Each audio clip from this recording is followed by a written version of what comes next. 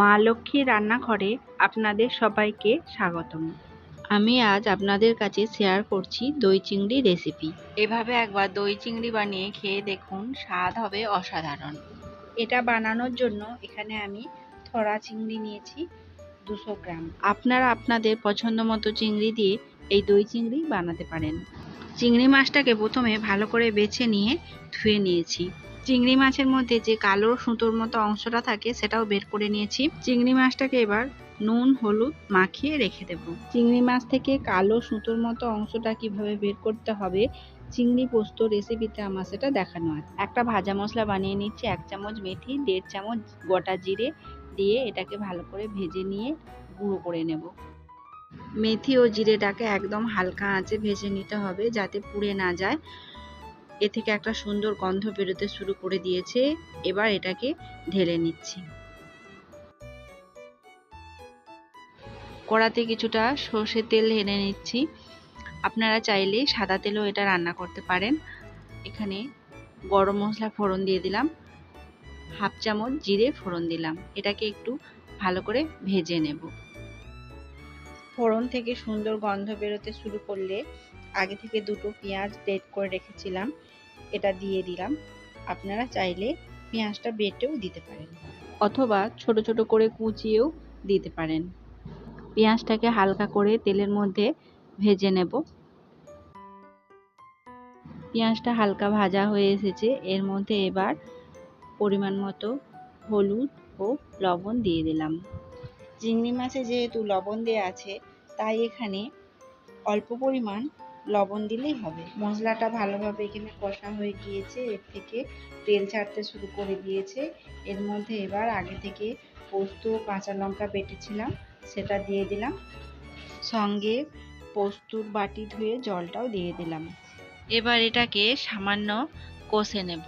আমি এখানে পোস্ত কাঁচা লঙ্কা বেটে দিলাম, আপনারা চাইলে এর সঙ্গে কাজু বাদামও দিতে পারেন।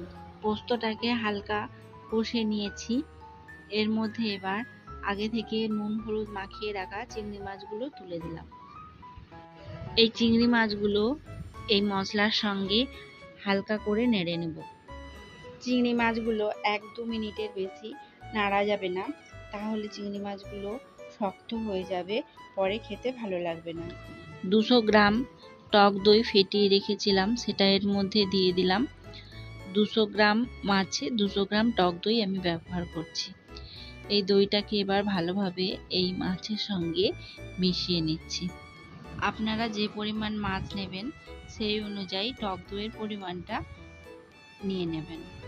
দইটা যতক্ষণ না তরকারির মধ্যে ভালোভাবে মিশে যাচ্ছে ততক্ষণ দইটাকে ভালোভাবে নেড়ে নিতে হবে, না হলে দইটা কেটে যেতে পারে।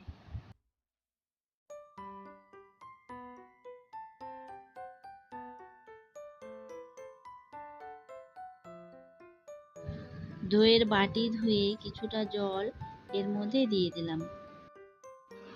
এটাকে ভালোভাবে নেড়েচেড়ে একসঙ্গে মিশিয়ে নিচ্ছি। এবার এটা হালকা আঁচে ঢাকা দিয়ে 5 মিনিট ফুটিয়ে নেব। 5 মিনিট পর ফিরে এলাম। দই চিংড়িটা এবার প্রায় রেডি হয়ে এসেছে। দইয়ের টক ভাবটা ব্যালেন্স করার জন্য এখানে আমি 1 চামচ চিনি দিয়ে দিলাম। চিনিটাকে ভালোভাবে তরকারির সঙ্গে মিশিয়ে নিচ্ছি।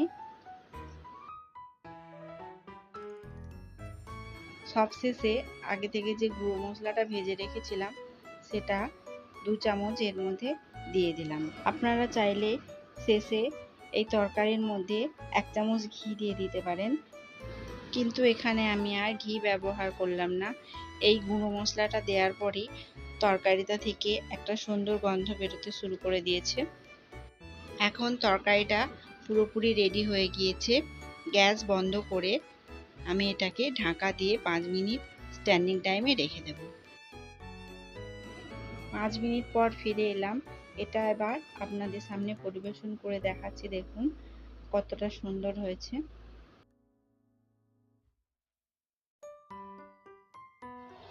আপনারাও একবার এই রকম দই চিংড়ি বানিয়ে খেয়ে দেখুন, আশা করছি আপনাদেরও খুবই ভালো লাগবে। রেসিপিটা আপনাদের কেমন লাগলো অবশ্যই কমেন্ট করে জানাবেন। আজ এই পর্যন্তই। আপনারা সুস্থ থাকুন, ভালো থাকুন। নমস্কার।